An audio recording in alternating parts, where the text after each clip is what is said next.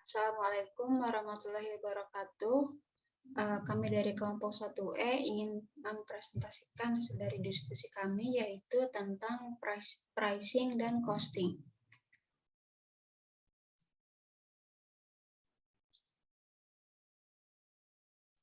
Anggota kami terdiri dari 3 orang. Yang pertama Bunga Lestari, saya sendiri, MPM 0221 20145. Dengan saya sendiri, Lisdianti Apriliani, MPM 0221 20144. Saya Zaran Febri Adam dengan MPM 0221 20175.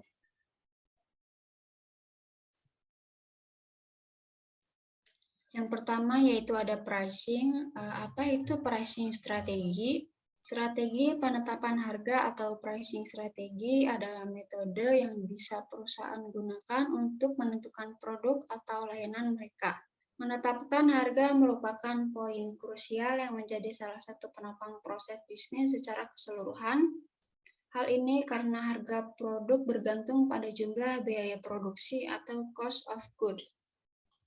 Incremental cost, biaya proses penjualan dan operasi, biaya kampanye pemasaran atau strategi marketing campaign, biaya produk development, hingga biaya selama siklus penjualan atau sales cycle.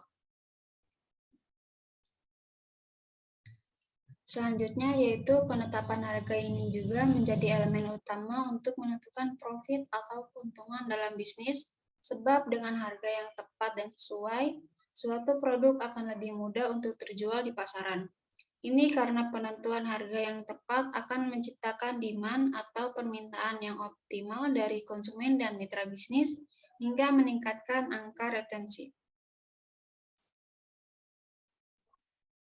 Selanjutnya, pricing atau penentuan harga ini pun bukan hanya berlaku untuk perusahaan yang memproduksi barang atau konsumen saja, melainkan juga untuk skala bisnis. Karena penentuan harga akan mempengaruhi bargaining power atau daya tahan atau daya tawar dari suatu perusahaan. Semakin tinggi bargaining power yang Anda miliki, maka posisi Anda di pasar atau market positioning maupun market share pun akan semakin menguat. Selain itu, penentuan harga yang tepat juga akan menjadi senjata jitu untuk menghadapi kompetitor di pasar. Artinya dapat meminimalisir persaingan bisnis dan ancaman pendatang baru. Dengan begitu, dapat disimpulkan bahwa penetapan harga menjadi salah satu faktor kunci bagi bisnis untuk meraih keuntungan.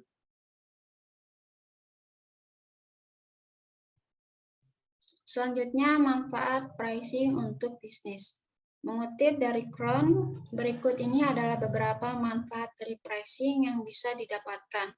Yang pertama yaitu membantu perusahaan dalam proses pengembangan produk yang lebih berkualitas, meningkatkan brand image dan brand value lebih mudah dalam market positioning, mendapatkan keuntungan yang lebih tinggi, meminimalisir risiko kerugian, meningkatkan angka customer loyalty dan brand loyalty.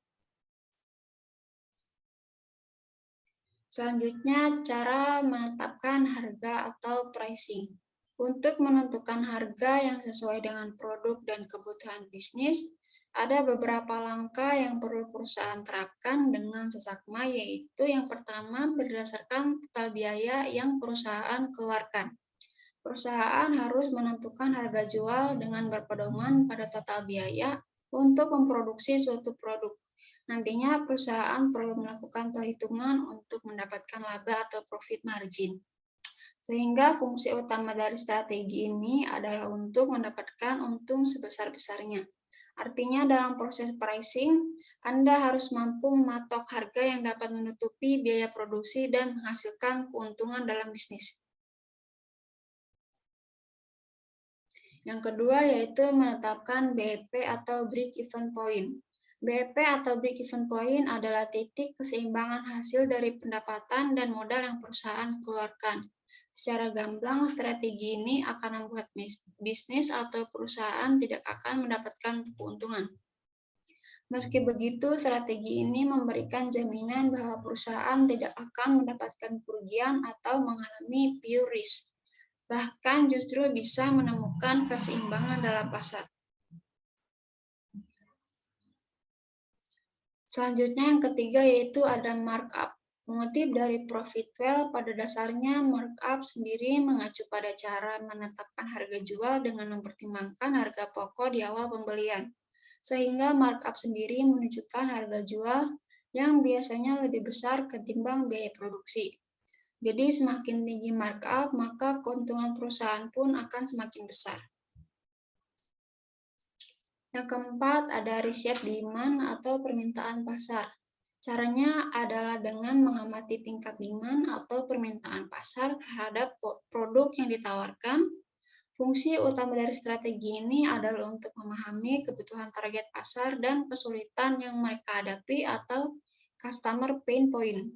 Dengan menciptakan produk berdasarkan permintaan dan kebutuhan audiens, maka hal tersebut bisa menjadi acuan untuk menetapkan harga.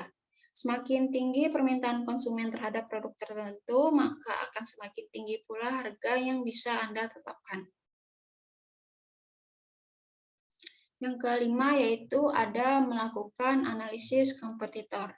Karena pada dasarnya semua bisnis tentu akan memiliki kompetitor, sehingga analisis kompetitor adalah hal penting yang wajib dilakukan untuk mendapatkan atau mempertahankan posisi di pasar. Cara melakukan strategi ini adalah dengan mengamati kinerja dari pesaing.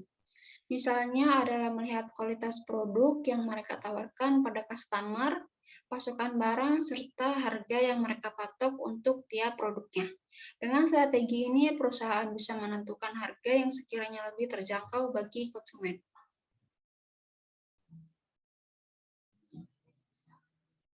Selanjutnya yaitu ada jenis-jenis pricing strategi.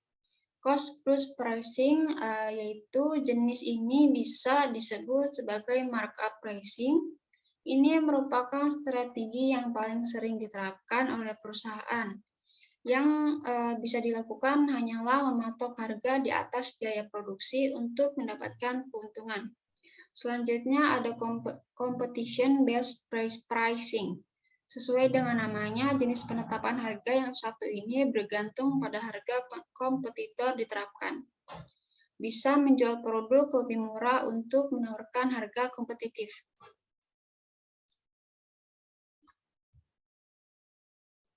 Selanjutnya itu ada premium pricing. Ini merupakan teknik penetapan harga dengan menonjolkan kemewahan dan kualitas produk. Sebab selalu ada segmen pasar yang mau membayar sesuai dengan kualitas yang Anda tawarkan. Contohnya adalah brand fashion ternama yang mematok harga mahal untuk tiap koleksinya. Yang kedua itu ada premium pricing, merupakan teknik yang cocok bagi bisnis di bidang SaaS. Biasanya perusahaan akan lebih dulu memberikan uji coba fitur secara gratis. Kemudian dalam jangka waktu tertentu, masa uji coba tersebut akan berakhir dan konsumen perlu membayar untuk mendapatkan fitur yang utuh. Contohnya adalah platform streaming musik Spotify. Selanjutnya ada skimming pricing. Dalam strategi ini, awalnya perusahaan akan menjual produk dengan harga tinggi. Namun seiring berjalannya waktu, nilai produk tersebut akan turun sehingga perusahaan juga harus menurunkan harga pula. Tujuan pricing ini adalah untuk mempercepat penjualan produk tersebut. Lalu ada bundle pricing. Sesuai dengan namanya, ini adalah strategi di mana Anda menjual produk dengan murah dengan cara bundling. Tujuannya adalah untuk mempercepat penjualan, terutama untuk seasonal produk dalam seasonal marketing.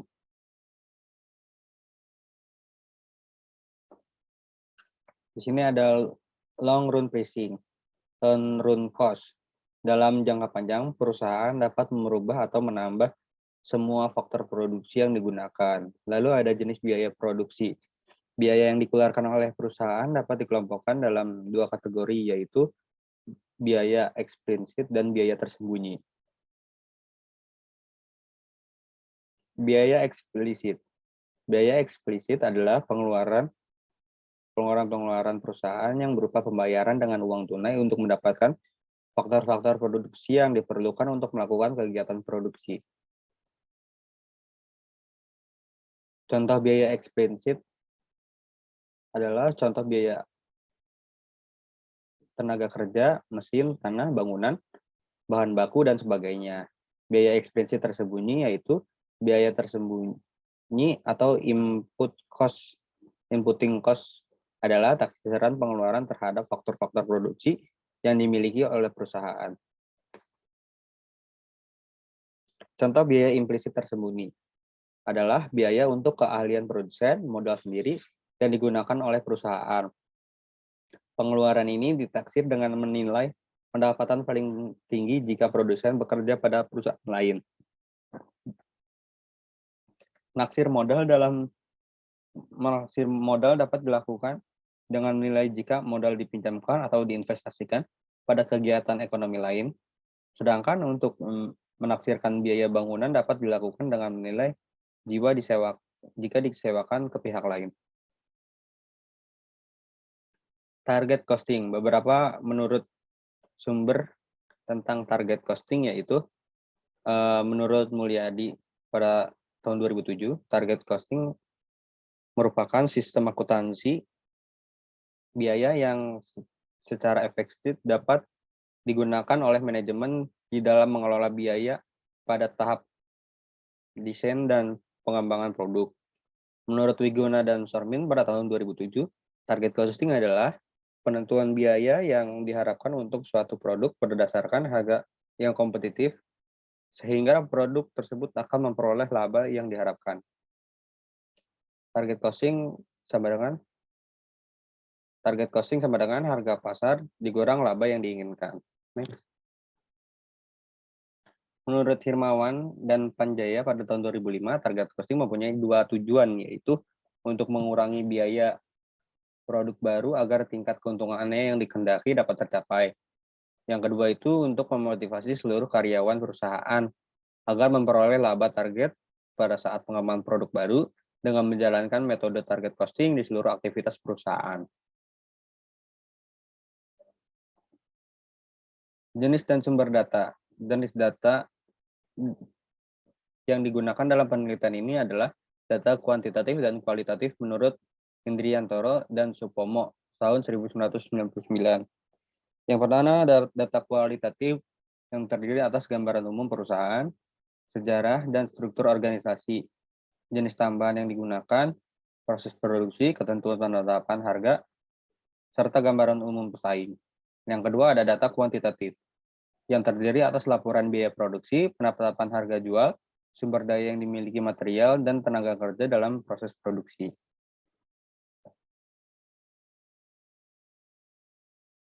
Sumber data dalam penelitian dibagi menjadi dua, yaitu data primer dan data sekunder. Menurut Indrianto dan Supomo tahun 1999. Data primer merupakan data-data yang diperoleh secara langsung dengan proses wawancara dan observasi secara langsung terhadap hal-hal yang berkaitan dengan objek penelitian. Lalu ada data sekunder, merupakan data-data yang berupa sumber-sumber tertulis seperti laporan, proses produksi, struktur organisasi, maupun profil perusahaan. Teknik pengumpulan data. Teknik pengumpulan data dalam penelitian ini menggunakan dua cara, yaitu pertama itu observasi. Observasi adalah kegiatan yang lebih menekankan pada proses pengamatan yang kemudian ditindaklanjuti dengan pencatatan data serta secara cermat dan sistematis serta dokumentasi yang baik. Menurut Prabayu dan Mulyawan pada tahun 2007. Teknik pengumpulan data yang dilakukan peneliti dengan mengadakan pengamatan langsung di lapangan untuk mengetahui dan mendapatkan informasi atau data yang ada kaitannya dengan peneliti.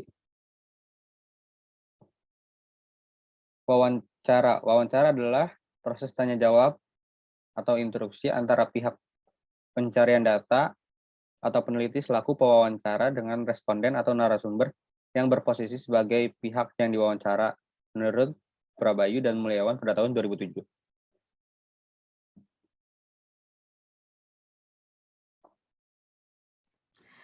Selanjutnya, di sini ada teknik analisis data. Teknik analisis data dalam penelitian ini terdiri atas yang pertama itu menentukan harga pasar menurut Boker et al. pada tahun 2000 dengan riset pasar yang terdiri dari riset tentang harga produk pesaing dan kemampuan membeli konsumen agar bisa diterima pasar. Yang kedua, menentukan laba yang diharapkan. Di sini ada rumusnya, yaitu markup sama dengan laba tertinggi dikurangi biaya tetap dan biaya variabel dibagi dengan laba tertinggi dikali 100%. Yang ketiga, menentukan perhitungan target biaya produk yang dilakukan dengan rumus target costing sama dengan harga pasar dikurang laba yang diinginkan menurut sumber Blockher et al. Tahun 2000. Lalu yang keempat, menggunakan rekayasa nilai atau value engineering untuk mengidentifikasi cara yang dapat menurunkan cost produk menurut Blockher et al. Tahun 2000. Rumusnya yaitu penghematan sama dengan biaya sebelumnya dikurang biaya sesudahnya. Lalu di sini ada non-cost factor dalam pricing. Faktor bukan biaya merupakan faktor yang berasal dari luar perusahaan yang dapat mempengaruhi keputusan manajemen dalam menentukan harga jual produk atau jasa. Faktor ini tidak sepenuhnya dapat dikendalikan oleh perusahaan karena faktor tersebut merupakan kegiatan yang bersifat timbal balik antara perusahaan dengan pasar. Berikut ini adalah faktor-faktor tersebut, antara lain yang pertama itu ada keadaan perekonomian. Harga suatu barang atau jasa dapat dipengaruhi oleh perubahan kondisi perekonomian suatu negara. Perubahan kondisi perekonomian tersebut seperti perubahan tingkat inflasi dan deflasi. Inflasi yaitu suatu keadaan di mana daya beli terhadap uang mengalami penurunan sehingga dapat mengakibatkan harga-harga barang atau jasa menjadi naik. Sedangkan deflasi adalah suatu keadaan di mana daya beli terhadap uang meningkat sehingga harga-harga barang atau jasa menjadi turun. Lalu yang kedua itu permintaan dan penawaran pasar. Pada umumnya, konsumen ingin memberi barang atau jasa yang berkualitas tinggi dengan harga yang rendah. Di samping itu, perusahaan ingin menetapkan harga yang tinggi untuk produk atau jasa yang dihasilkan. Oleh karena itu, permintaan konsumen terhadap suatu barang atau jasa harus dipertemukan dengan penawaran pasar, sehingga terbentuk suatu harga keseimbangan di mana harga tersebut merupakan harga jual yang diinginkan perusahaan dan juga merupakan harga yang sesuai dengan permintaan konsumen.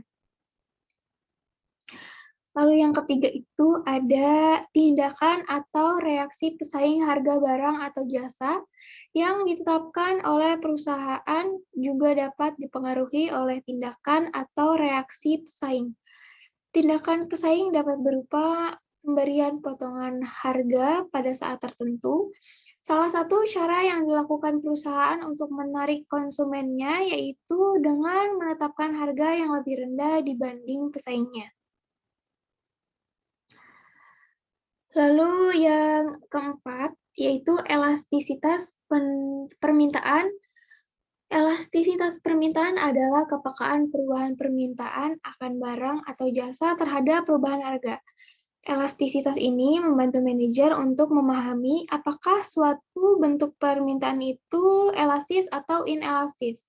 Elastis berarti perubahan sekian persen pada harga menyebabkan perubahan persentase 23 permintaan yang lebih besar. Sedangkan inelastis berarti perubahan sekian persen pada harga secara relatif sedikit mengubah persentase permintaan. Lalu yang kelima itu ada tipe pasar. Tipe pasar mempengaruhi harga jual sama seperti biaya diperlukan untuk mendukung harga jual. Pada umumnya ada 4 jenis struktur pasar, yaitu pasar persaingan sempurna, persaingan monopolistik, oligopoli, dan monopoli. Pasar-pasar ini memiliki perbedaan dalam jumlah pembeli dan penjual, tingkat keunikan produk atau jasa yang dihasilkan, seberapa besar rintangan untuk memasuki pasar, dan biaya khusus yang harus dikeluarkan. Lalu yang keenam itu ada pengawasan pemerintah Penentuan harga jual barang atau jasa yang umumnya menyangkut hajat hidup orang banyak biasanya dipengaruhi kebijaksanaan atau peraturan pemerintah. Pengawasan pemerintah ini diwujudkan dalam bentuk menentukan harga maksimum dan minimum. Lalu yang ketujuh itu, citra atau kesan masyarakat. Citra atau kesan masyarakat terhadap suatu barang atau jasa dapat mempengaruhi keputusan manajemen dalam menentukan harga jual atas barang atau jasa tersebut. Barang atau jasa yang dihasilkan oleh perusahaan yang telah mendapat kepercayaan dari masyarakat, biasanya harga jualnya dari produk tersebut dapat ditentukan lebih tinggi. Lalu yang ke-8, yaitu tanggung jawab sosial perusahaan. Penentuan harga jual barang atau jasa suatu perusahaan juga dapat dipengaruhi oleh rasa tanggung jawab perusahaan terhadap masyarakat. Hal ini 24 dikarenakan tujuan didirikannya perusahaan bukan hanya untuk mencari laba, tetapi juga untuk melayani atau memenuhi kebutuhan masyarakat. Lalu yang ke-9 itu tujuan non-laba nirlaba. Pada organisasi non-laba nirlaba, laba bukan merupakan tujuan utama berdirinya organisasi tersebut, tetapi bertujuan untuk melayani masyarakat agar tingkat kehidupannya lebih sejahtera. Pada umumnya, produk yang dihasilkan oleh perusahaan non-laba berupa jasa yang harga jual produknya ditentukan sama dengan total biaya yang dikeluarkan oleh perusahaan untuk menghasilkan produk tersebut. Sekian dari kelompok kami, kurang lebihnya mohon maaf. Wassalamualaikum warahmatullahi wabarakatuh.